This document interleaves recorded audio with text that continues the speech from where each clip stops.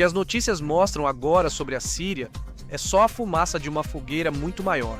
O Pentágono acabou de lançar a Operação Kaku Strike, vingança pura. 70 alvos do Estado Islâmico do Iraque e da Síria foram apagados do mapa após a morte de 3 americanos em Palmira, no último dia 13 de dezembro. Mas é preciso entender uma coisa na realidade. O Estado Islâmico do Iraque e da Síria é passado. O Pentágono está usando um martelo para matar uma mosca, enquanto aqui em Israel estamos usando o bisturi no próprio coração da besta. Hoje vou mostrar o que o mundo ignora. A verdade por trás das confissões recém-divulgadas por Israel. Estamos falando de agentes israelenses caminhando em solo sírio, em áreas onde supostamente ninguém poderia entrar. E um comandante do Hezbollah que revelou absolutamente tudo sobre um plano naval que pretendia sufocar Israel.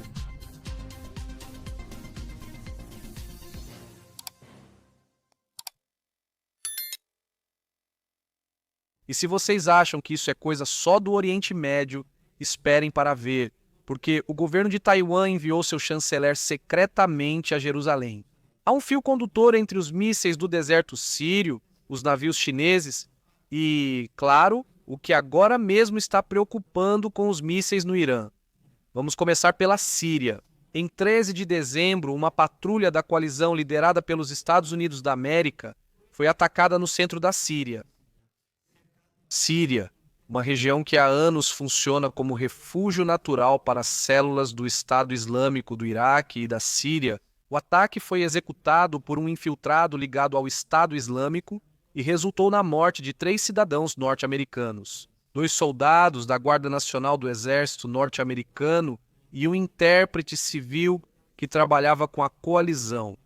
Esse fato foi o ponto de ruptura 6 dias depois, ou seja, há 2 dias, o Pentágono lançou uma operação sem precedentes. Não foi uma resposta simbólica, foi uma operação aérea em grande escala, projetada para punir e desarticular, não para advertir.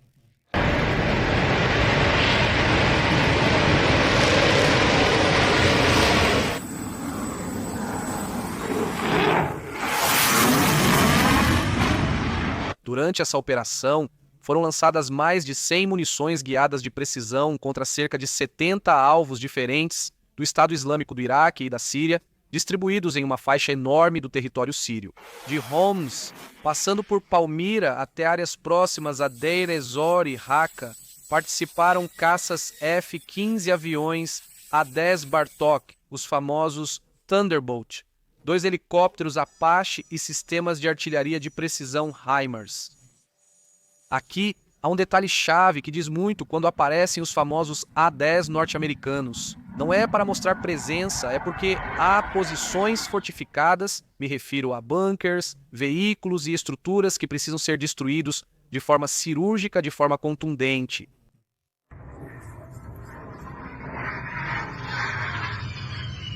Agora muita gente se pergunta, Israel participou diretamente nesses ataques? Bem, a resposta curta é não, nos bombardeios pelo menos, mas a resposta completa é muito mais interessante. Israel foi notificado antes da operação como parte do mecanismo de desconflito aéreo na Síria.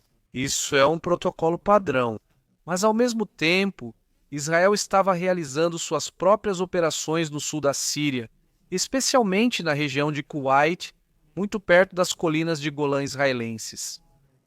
Enquanto os Estados Unidos atacavam o Estado Islâmico do Iraque e da Síria no deserto, as forças de defesa de Israel realizaram incursões terrestres, estabeleceram pontos de controle temporários e prenderam operativos ligados às milícias pró-Irã. 2 frontes distintos ao mesmo tempo, uma mensagem clara: não há espaços vazios.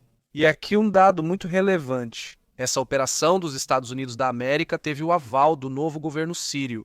Após a queda de Bashar al-Assad em 2024, Damasco apoiou publicamente os ataques, algo impensável há apenas 2 anos.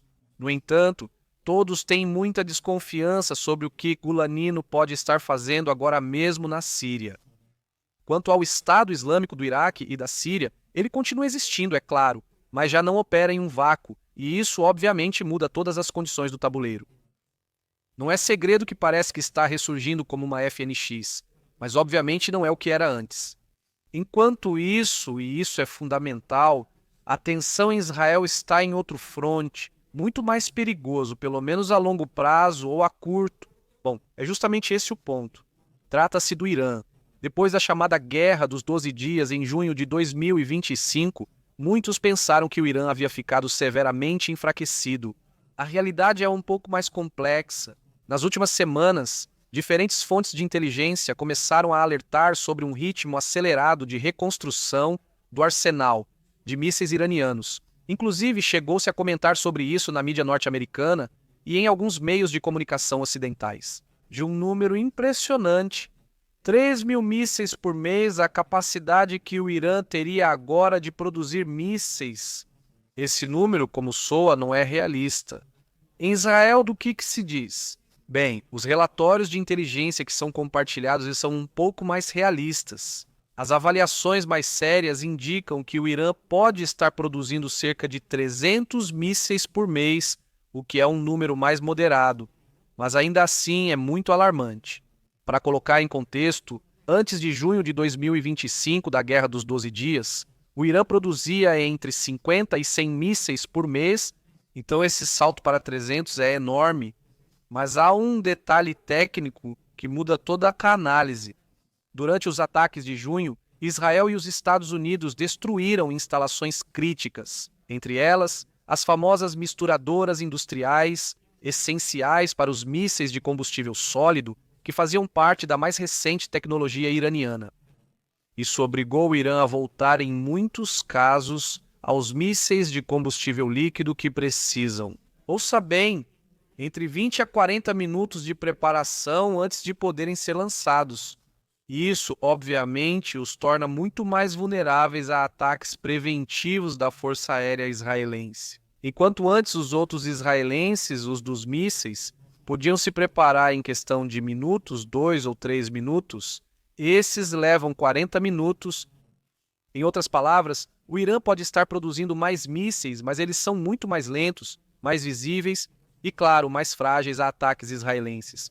Ainda assim, o número é importante e, por isso, no dia 29 de dezembro, o primeiro-ministro Benjamin Netanyahu vai se reunir com Donald Trump nos Estados Unidos.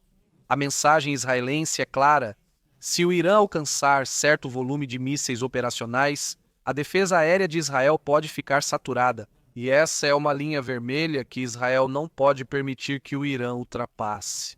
Para analistas estratégicos e de inteligência em Israel, a dúvida não é se haverá novo confronto com o Irã, mas quão rápido isso pode ocorrer. Não é questão de possibilidade, mas de quando ocorrerá. E falando de ameaças que nem sempre são visíveis, precisamos agora ir para o norte, especificamente para o mar, e para uma história que parece saída de um filme, claro, como já estamos acostumados. O exército israelense, há meses, não exatamente agora, Israel capturou um alto comandante naval do Hezbollah. Também compartilhei essa notícia aqui no canal, o que é novo, o que é relevante e que só agora está aparecendo na mídia israelense, são os interrogatórios que foram tornados públicos. A operação aconteceu em Batron, no norte do Líbano, a cerca de 140 quilômetros de Israel, há apenas alguns meses.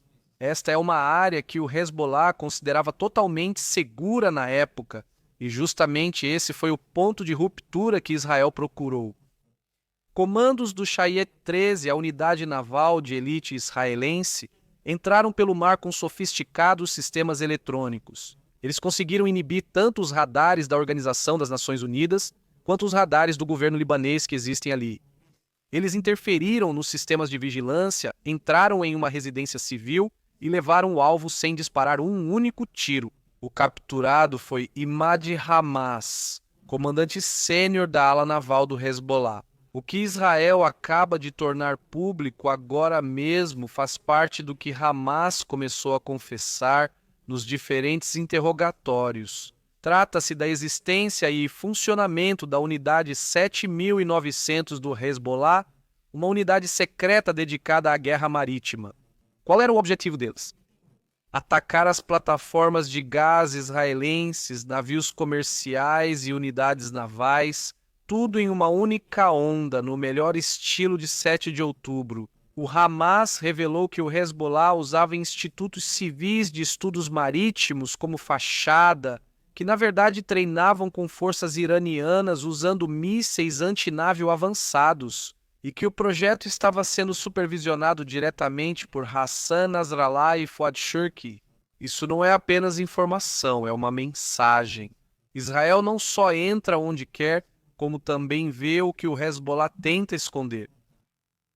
Está claro que os detalhes divulgados por Israel não visam revelar informações confidenciais. E eu digo isso porque muitas pessoas me escrevem nos comentários dizendo que eu não deveria estar dando tantos dados e revelando tantas coisas para eles. Segundo as pessoas que escrevem no meu canal Informação Classificada, bom, deixem-me explicar uma coisa. Toda a informação que eu dou neste canal não é informação classificada. Eu não estou revelando informações secretas ou segredos de Estado. Se fosse assim, eu estaria em uma prisão israelense e este canal não existiria.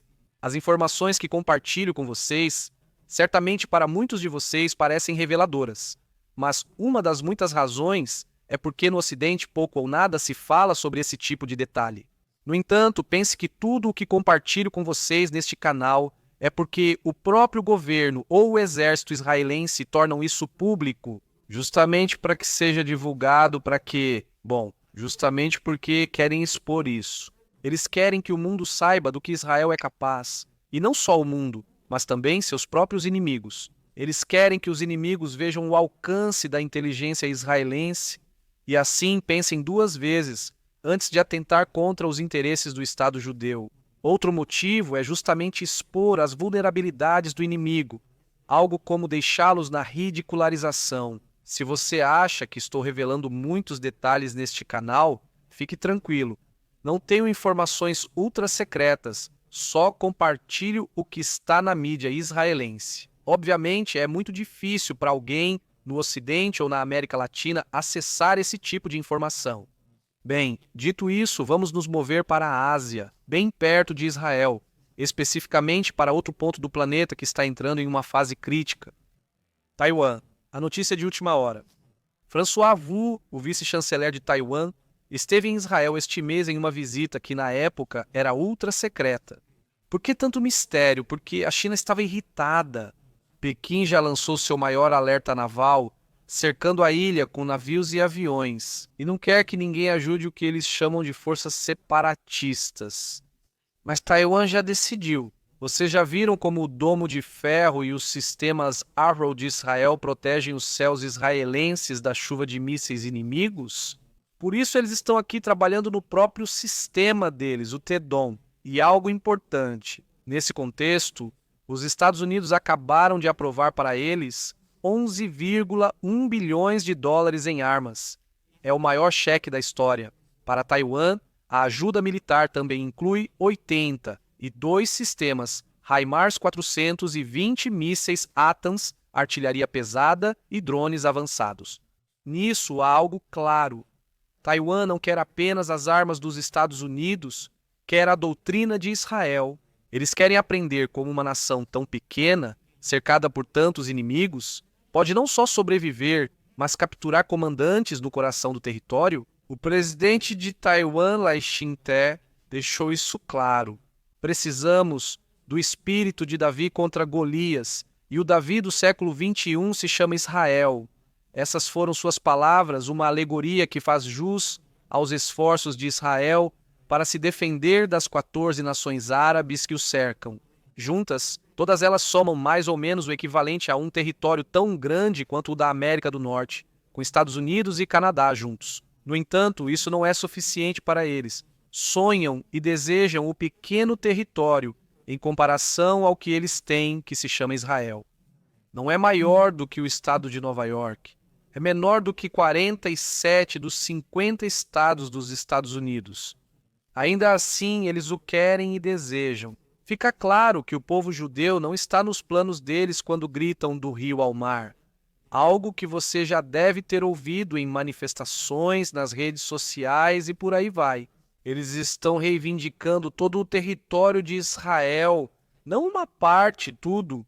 Por isso, para as pretensões do Irã e companhia, uma solução de 2 estados não é solução para eles. A solução real para eles é eliminar o povo judeu. E assim, esse pequeno território do rio até o mar seria sua vitória tão desejada. No entanto, como reconhece o presidente de Taiwan, enquanto Israel mantiver em seu coração a coragem e a astúcia de Davi, os planos dos inimigos serão frustrados repetidas vezes. No entanto, não se trata apenas de ter o coração tenaz de Davi.